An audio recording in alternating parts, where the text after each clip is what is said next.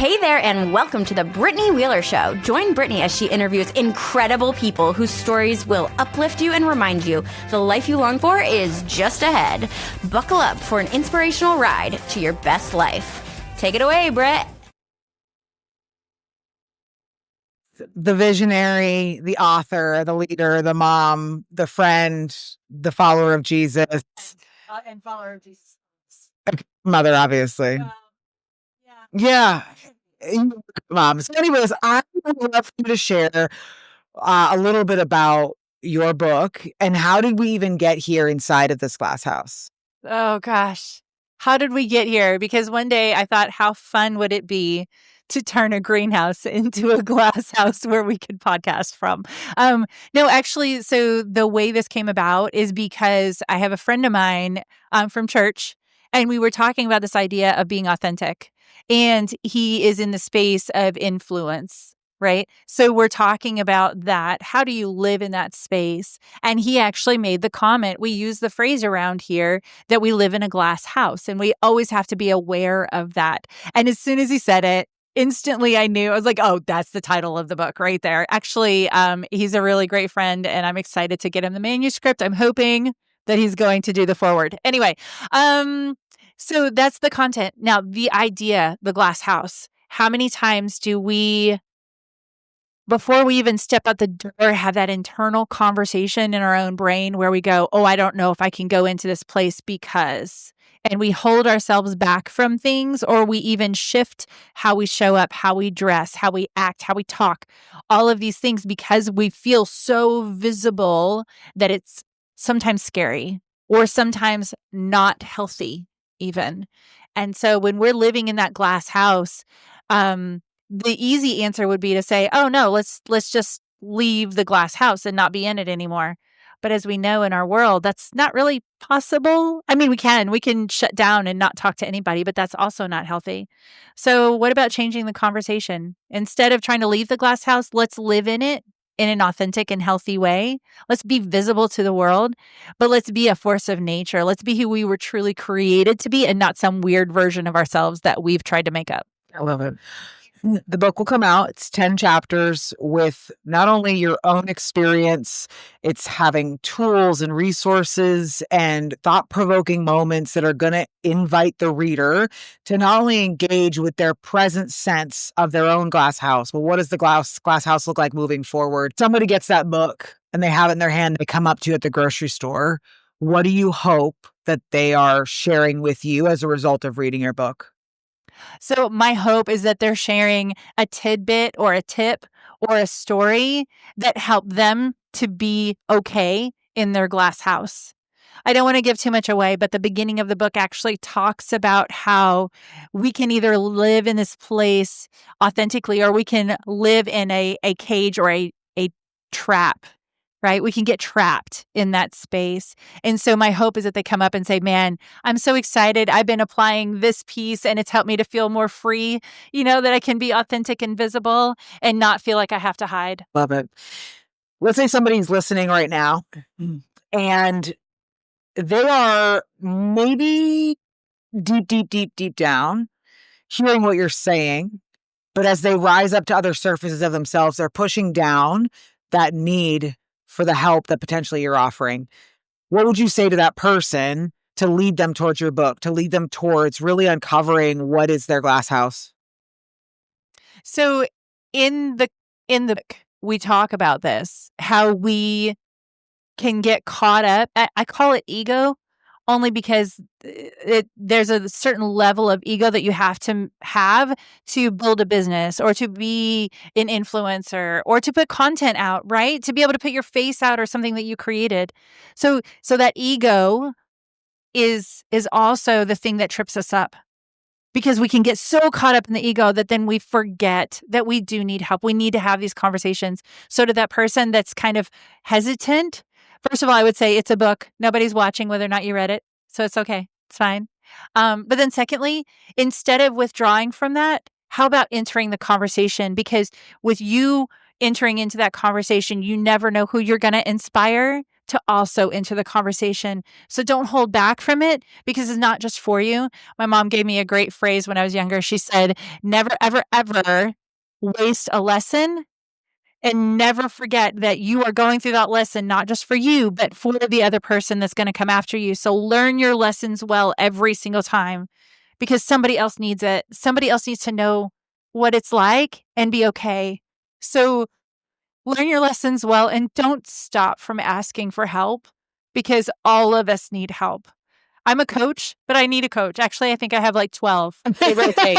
That's a lot. And I'm really hard-headed. This is true. Okay, so what I would love to know is where can people find the book or at least go to? We're setting up for pre-order, right? So we will have the physical copy shortly. Where can people go to get the book, to find more information and really take that step towards understanding their own glass house? Oh, the perfect. So keep your eyes on kstarcoaching.com. That is where all the info will be about the book. We're going to be posting about it shortly. If you are interested in pre-order sales, we are only doing that through a private link right now, but you can email us for that private link and go ahead and get your order in. We're going to have a limited number of copies. I think we have about 100 that are available. I'll get my official numbers from marketing, but that's what we're working on right now. So just understanding that we're going to have the info on kstarcoaching.com or on all of our socials as well. You'll be able to find it. Wonderful. This was great. Thank you. Anything Thank else? you for your time. You're welcome. Anything else on your heart that you want to leave? Oh, I always have lots on my heart. No, the big thing that we're doing today is don't forget to collaborate. And collaboration requires curiosity. So if you ever find yourself not connecting with other people, then maybe take a step back and find out, am I really being curious in this space? Because if we don't have that curiosity, then we're not really going to connect with people the way we need to. You guys heard it here from the incredible Keisha Starr, author, owner, co-founder, founder, all the things of just all the things. And thank you for stepping into this glass house and blessing us. And I'm excited to be able to use this and so you can share this with your community of what happened today.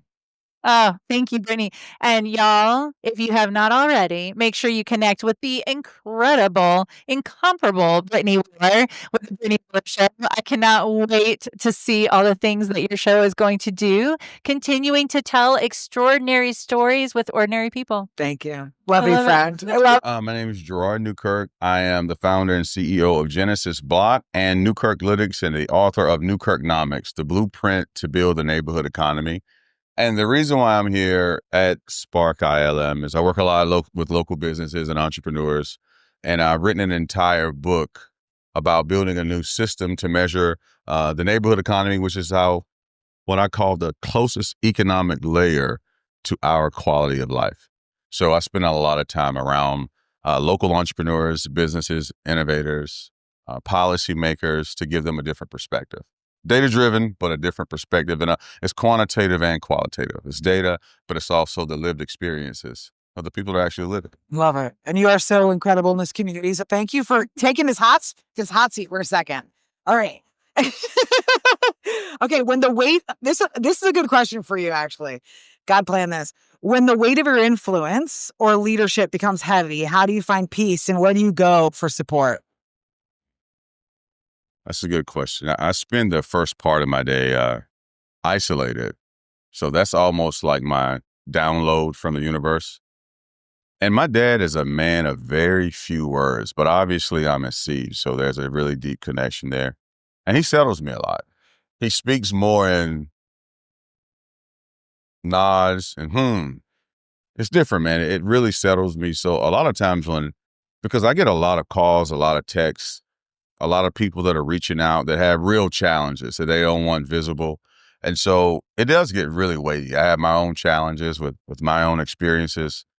And I think what's been really cool for me is 5:30 to 6 a.m. now is like my time. And that's when I can download, process things. I've been trying to do more things in the evening too, playing a lot more jazz, allowing my mind to decompress And I speak with my daughter every night, like on FaceTime. So that takes me to what we're doing with Greek mythology and the things she has going on with her imagination. So for me, the weightiness now is allowing life to life and not trying to be on all the time, allowing myself to have life. Thank you for sharing that. My name is Gabe Amy. I'm the Chief Marketing Officer with Cape Fear Solar Systems. I'm here today because we actually are glad to be the presenting sponsor for the keynote lunch. So that was awesome. And we've got a big booth over there, and just excited to talk to different people in the community who are obviously, part of the growing business community here. And we're right downtown, our offices. So just love to be able to participate in these types of events. Very cool. I have been to your office. I know where it is. Yeah. All right, let me see the question. Are you ready? Go for it. We got two of them. I love the two. I love the double. Okay, first one. What have you learned from a mentor or role model who has helped you own the unique gifts you have to offer? Sure. So, it's funny at first, it's like unique gifts. It's like, okay, what are my unique gifts? And it's like, I do think it's helpful to take a step back and be like, okay, those gifts are not things that always are readily apparent to us, right? And so I think from an early time, I was a student at UNCW, going through courses. I came in, fortunately, was able to graduate early. But I think about the number of challenges that kind of came along the way, whether it was in my professional career and kind of stepping forward into different roles, is that there's always been in different capacities some level of imposter syndrome, I think. And so, I had a boss when I was in college, when I worked at an indoor soccer facility where I was a referee for the men's league, where, I was 19, 20 years old and reffing an indoor soccer league for, late 20-year-old men who all played collegiate soccer, played semi-pro soccer, and, we're still playing at a high level. And for me, there was a lot of that imposter syndrome. Like, what am I doing here? Like, am I qualified? I've never had a big personality. And so to have to get involved in what was a very competitive situation, to be the loudest voice in the room, it was very unnatural to me. And so what I learned from that boss specifically, and even in the different roles that I've been put in since then, in my time at Cape Fear over the last 7 years, for example, is that, it can be very easy to be put into positions where you're uncomfortable, you're unsure of how competent you are. But I think, confidence should come from the fact that you are trusted to be put in that position by someone who knows your abilities and trusts that you can do it competently. And I think if you understand that and you believe that, then that's something that you can take with you to the roles that you go to work in. But you also can then pass that on to other people that are working for you in a different department, is to say, hey, you're in the position that you're in because I know that you can perform the job in the way that it needs to be done. Because I've needed that word in my life. I can tell based on that experience how you show up right now. Where and what do you tap into as a person of influence that allows you to model discipline and consistency? Sure. So I think in a similar vein, I just think about some of the times in my life where there have been things, whether it's getting up earlier in the morning so I can, read a book or read my Bible or do something else in the morning, go to the gym, the things that, don't maybe come naturally to me. Those are the things that need discipline, right? Or the things that need discipline. So when I think of discipline, it's not the things that come naturally or the things that come easy. And so for me, it's understanding that, okay, if those things don't come naturally to me, then if I can apply discipline and I can go through the process of doing this with repetition and it can become a consistent part of my habits, then it will be a habit. It will no longer require that discipline. And so being able to see that even with small tasks, whether it's waking up in the morning at the same time for an extended period, it only takes what they say 3 weeks, right, to build a habit.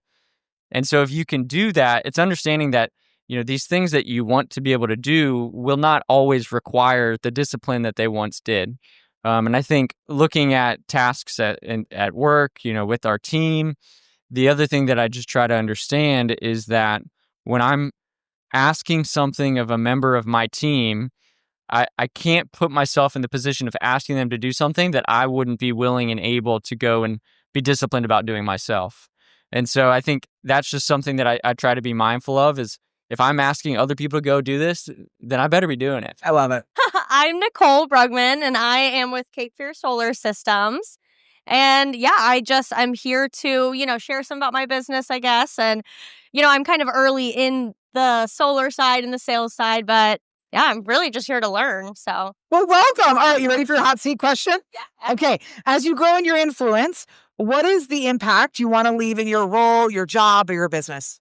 Mhm. Yeah, honestly, I feel like my impact would be to just touch others, like with, trust and love and kindness. Like, I feel like that's my real goal, is to just spread that trust and to really grow in relationships with others. So, I love that. Really incredible. Thank you. Hi, I'm Hannah. I'm with Cape Fear Solar System. Wonderful. Wonderful. Okay, you ready for your hot seat question? Okay, what have you learned from a role model or a mentor who has helped you own the unique gifts you have to share? I would say a lot of my professors in college, like particularly like 2 or 3 of them, um, they were like they just really took me under their wing and like really helped me. One of my design professors, we did like an independent study and we would meet up like every week, and I had him in multiple classes, and he just like really took the time and like, gave me a lot of confidence, and he would like set it so much time aside just to like teach me new things and just like tell me about the design world and educate me.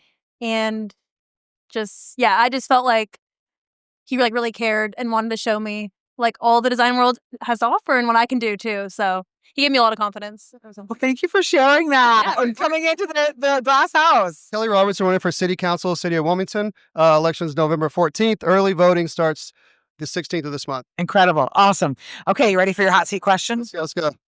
As you grow in your influence, which this is hilarious that this is the question. God's good. What is the impact you want to leave in your role, job, or business? Yeah, so I think the impact I'd like to leave, and it's already kind of happening a little bit, is just make this a safer place for our children, our grandchildren. These things take years to build out. So we can start implementing these policies early on. It'll work for the younger generation. I mentioned in my speech at the Power Breakfast, so we need social workers to go out instead of police officers for first response for like a homeless situation. I'm not talking about crime. I'm talking about just a guy, haggling people for some change. So we send someone out, and now the city's hired 3 people since I said that. I spoke about police officers not getting paid enough compared to surrounding cities. Guess what? They're getting paid $25,000 or more already. So I think the legacy I want to leave is simply to make this a safer place. That's all. Thank you, Kelly, for coming to the hot seat. Yes, This is awesome. This is so cool. Appreciate you. I am Joe Dunning. I am with One Christian Network. I do development and event coordinator position there, and help raise awareness about what we do at One Christian Network. I have a recovery coaching business, life coaching, safe transport, case management. We do it all as long as we can help somebody with we do intervention, whatever we can do to help people in their recovery journey.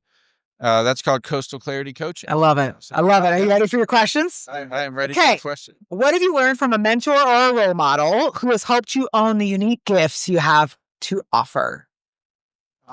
Own it, man. I just met with some mentors that were amazing, because I met them 11 years ago when they were starting their business, and they explained their vision to me, and I said, this is brilliant.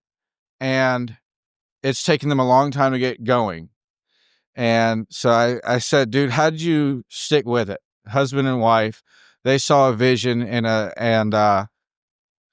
he said that a mentor told him once the most powerful thing was that you don't have to sell anybody in the room as long as you know that what you're doing is needed and what you're doing has purpose and it's going to make an impact, And he was like, I just tell people what I do.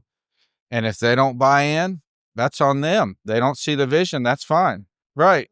I don't have to sell it. This question we've actually talked about at a coffee appointment, basically, but why is it important to not white knuckle your team, your resources, your vision, and welcome your talent, influence, and gifts into your sphere of influence? I mean, it's exhausting to have a vision and to be trying to execute it by yourself. I highly don't recommend it. And I think every entrepreneur's nature is to get things done effectively. And so I have a vision. I know there's a need for this thing that I got in my heart and in my soul. I feel called by God to do this. I have the talent. I'm going to go do it. And then we put our head down and just start going. and completely forget that there's somebody out there with the same vision, same purpose, and they need us to support them. As soon as I reach out to somebody, they go, "Oh, dude, I've been struggling with that too." You know?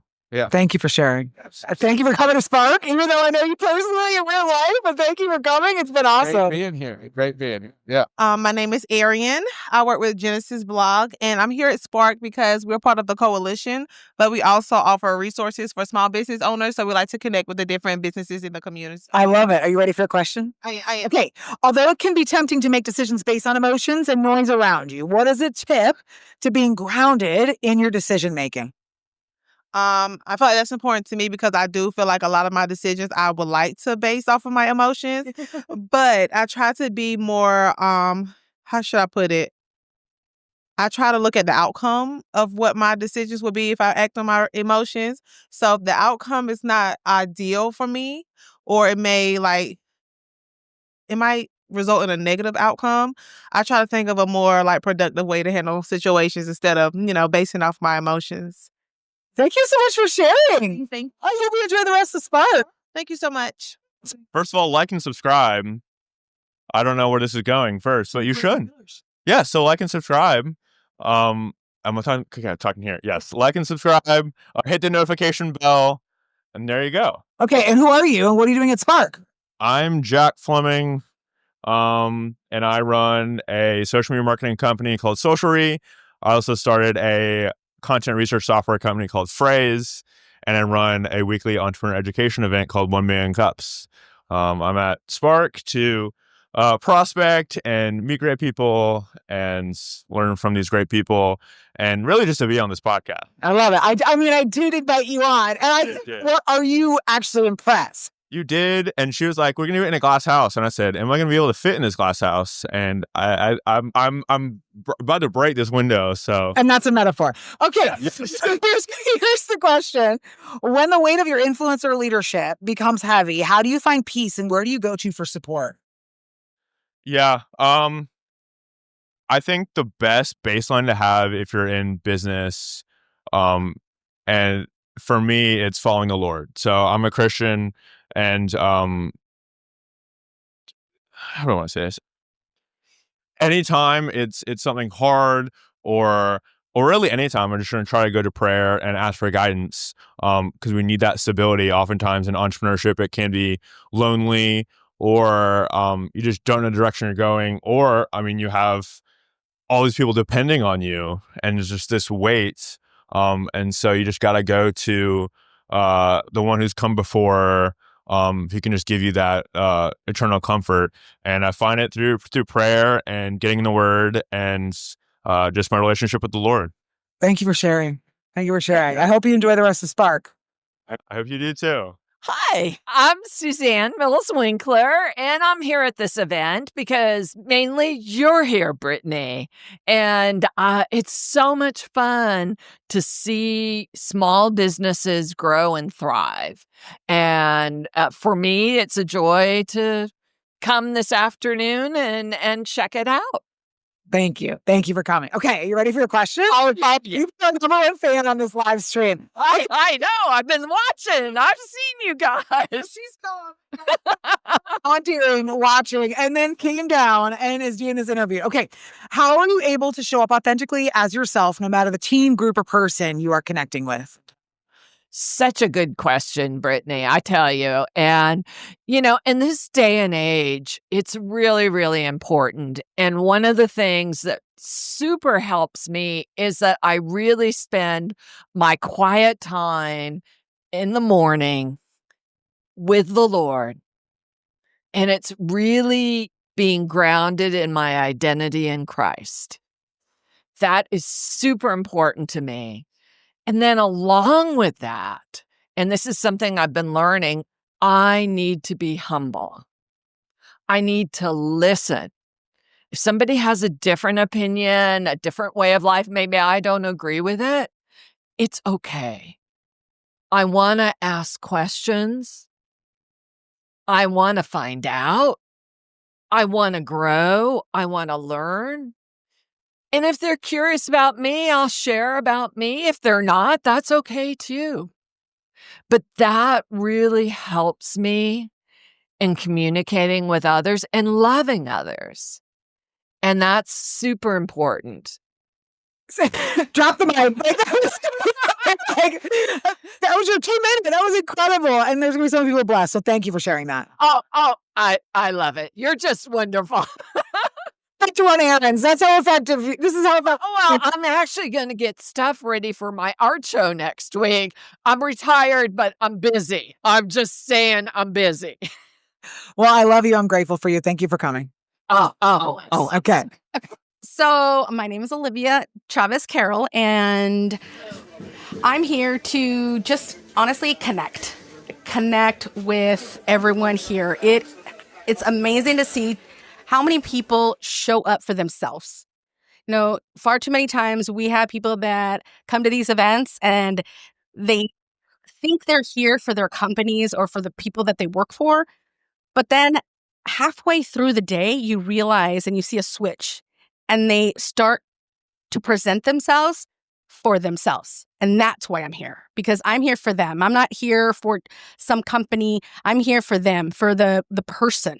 And that's why I'm here at Spark. Well, all right. You ready for your 2 questions? Yeah, okay, I'm ready. Being a person of passion and excitement, which that's so funny that this was the question you chose. How do you plan on ensuring you stay true to yourself in your position of influence? Staying true to myself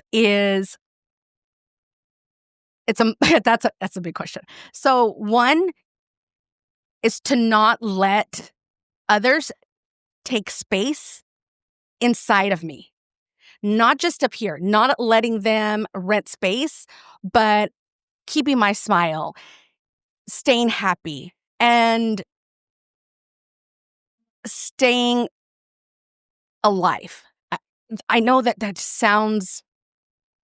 it may sound a little, I don't use to use the word dumb, but when I say stay alive, I mean, my mind goes 1,000 miles an hour.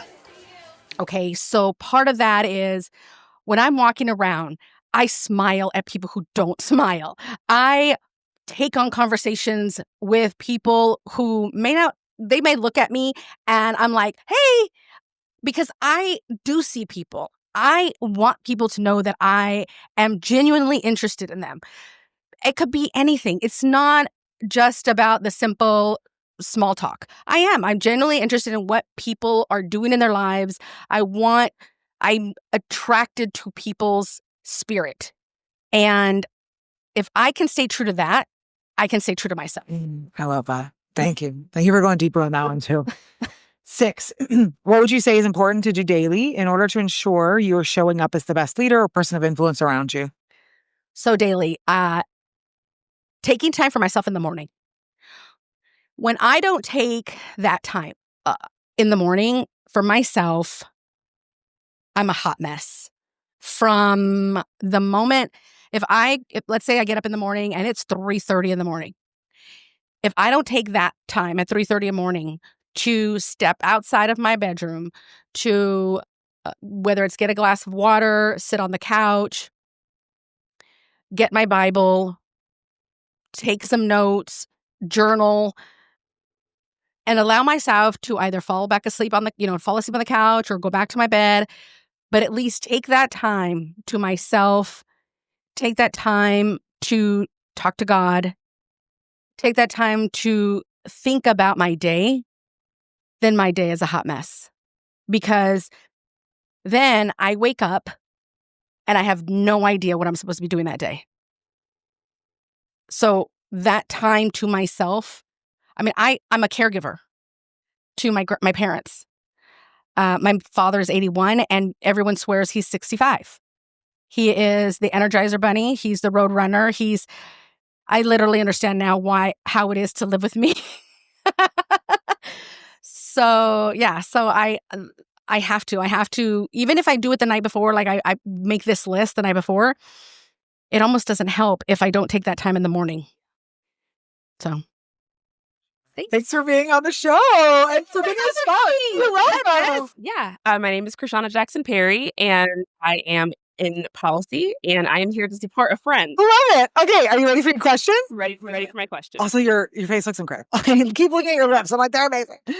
Okay, although it can be tempting to make decisions based on the emotions and noise around you, what is the tip to being grounded in your decision making?